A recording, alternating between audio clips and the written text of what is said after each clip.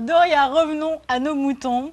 Je sais que tu as préparé une chronique quand même, tu es là pour ça. Parler de beauté. Alors aujourd'hui, je crois que le sujet est mode. Oui. Alors dis-nous tout. Parce que la semaine dernière, on était parti à Abidjan et à Londres. Ouais. Et maintenant, on part le compte rendu. à New York. Aujourd'hui, à New York, On voyage Avec sur la un autre soucoupe volante. continent. aux États-Unis, hein, c'est ça? Avec la soucoupe volante d'Adjé, tout à fait. On part aux États-Unis parce que c'est la Fashion Week de New York. Et en fait, il y a quelques mois, je vous avais parlé de Winnie Harlow, le premier mannequin atteint de vitiligo qui avait défilé pendant la Fashion Week. Oui, la peau un peu dépigmentée. Ah oui, des je l'ai vu, elle a fait la une des oui, elle fait la une des magazines, on en parle partout. Mais ça... Mes agents secrets arrivent. Quelqu'un déboule sur le plateau, attention, une opération commando. Attention, que va-t-il se passer? Alors? Vont-ils débarquer? Alors, dis-nous en plus donc sur cette Fashion Week. Eh bien, pendant cette Fashion Week, eh bien, durant cette semaine, c'est un mannequin trisomique et un mannequin avec un bras artificiel qui ont défilé pendant la Fashion Week de New York. Donc, on mettait en avant des mannequins ayant un handicap. Et donc, on va les voir. On va pouvoir donc découvrir cette Fashion Week donc, de New York qui s'est ouverte donc, aux mannequins atteints de handicap. On regarde ça tout de suite. Souvent critiquée pour sa vision idéalisée de la femme avec ses armées de mannequins filiformes, la mode s'ouvre peu à peu à la différence et Madeleine Stewart, une jeune trisomique australienne de 18 ans, a défilé dimanche à New York, de même qu'une femme née sans bras droit. Madeleine n'est pas la première trisomique sur un podium à New York. L'actrice américaine Jamie Brewer l'avait précédée en février. Mais sa mère y voit la confirmation que le monde de la mode s'ouvre progressivement à la diversité. Madeleine est très excitée et c'est depuis qu'elle a appris la nouvelle il y a un mois, elle ne parle plus que de ça. Je pense que c'est génial qu'on lui ait donné une telle opportunité. C'est une plateforme exceptionnelle pour nous, pour qu'on puisse exprimer notre avis sur l'inclusion et les handicaps. C'est une opportunité fantastique pour elle et pour tous les handicapés au sein de la société même. Elle aime bien toutes ses intentions, elle a 18 ans et toutes les filles de son âge aiment ça.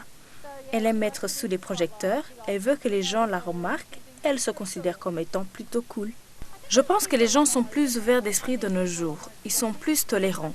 Les réseaux sociaux mettent tout genre de choses au premier plan, plus rien n'est caché. Plus on voit quelque chose et plus ça devient naturel. À une époque, les handicaps auraient été cachés, mais maintenant les personnes handicapées sont partout. Ça fait partie de la vie et c'est naturel. Les choses ont complètement changé ces 20 dernières années. Pour promouvoir la diversité, FTL Moda avait également invité une jeune vendeuse de voitures sur New Jersey, Rebecca Marine. Née sans avant-bras droit, cette brune de 28 ans se dit fière d'être appelée mannequin bionique parce qu'elle porte une prothèse mécanique. Cela donne un petit plus à ce que je fais, donc je trouve ça plutôt cool. Maintenant, beaucoup d'enfants pensent que je suis un super-héros, dit-elle avec un sourire. Malgré son handicap, Rebecca rêvait de devenir mannequin depuis qu'elle était enfant. Elle s'est rendue avec sa mère à plusieurs castings et séances photos, sans succès. Quand j'avais 22 ans, ça remonte à 5 ou 6 ans maintenant, j'ai cherché à me procurer une prothèse bioélectrique, comme celle que vous voyez ici. Et l'un de mes amis m'a dit que je devrais faire du mannequinat, en devenir la porte-parole un jour. Je me suis dit que ce n'était pas une si mauvaise idée et j'ai donc collaboré avec un photographe local. Nous avons fait quelques séances photos ensemble, j'ai mis les photos en ligne et ça a fait le buzz. Je vis une véritable aventure depuis. Si je meurs ce soir, eh bien je mourrai heureuse. Je pense avoir fait une différence dans la vie des gens et je ne pouvais pas demander mieux. J'aimerais évidemment faire plus, m'impliquer dans d'autres projets, mais pour le moment, c'est un véritable honneur que de pouvoir inspirer ne serait-ce qu'une seule personne. Je pense que l'industrie de la mode a fait beaucoup de progrès. Depuis mon enfance, l'industrie est devenue par exemple plus tolérante envers des mannequins plus divers. Mais il y a encore des préjugés, comme que les mannequins doivent ressembler à certains modèles. Pas mal de marques hésitent encore d'ailleurs à embaucher des mannequins qui ne sont pas forcément grandes de taille, blondes aux yeux bleus. Donc c'est un défi, mais il y a bel et bien du progrès. Et c'est génial de pouvoir en faire partie. Merci Doria pour ce très beau reportage, en tout cas, voilà, sur l'ouverture donc de cette Fashion Week de New York aux personnes à handicap. On te retrouve en troisième partie, tu restes avec nous ? Bien sûr.